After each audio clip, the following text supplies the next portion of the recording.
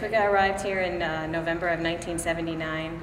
She has had 8 offspring while she was here. Those have gone on to produce 14 grandchildren and 1 great-grandchild. She is 28 years old. In about 6 weeks she'll turn 29. She's the 5th oldest giraffe in North America. She's been visited by about 33 million visitors. And during her day we feed her. She gets alfalfa, hay, she gets acacia browse, and then pelleted grain. And then she also gets some treats, bananas, apples, carrots, and some lettuce.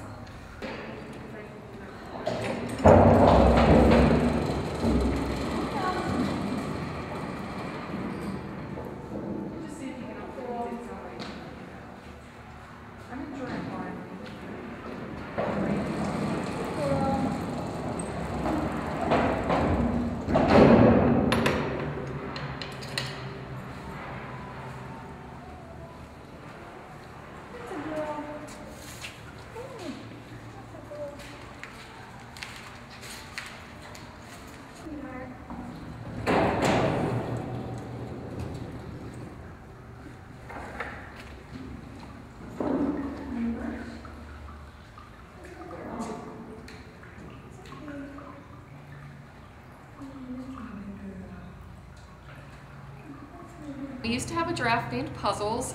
She was a 27-and-a-half-year-old giraffe. And everybody knows Puzzles because she had a large lump on her neck, right under her throat. And we recently, sadly, had to euthanize Puzzles, and it was mostly due to effects of old age. She was just having trouble holding her weight on. She was just looking depressed. It was just overall old age. 20 for a giraffe is getting old, so for her to be almost 28, I mean, this is like a person that's, pushing 100. It was a very old animal. So to find a giraffe, the first thing you do is contact other zoos, preferably AZA zoos, which is the Association of Zoos and Aquariums.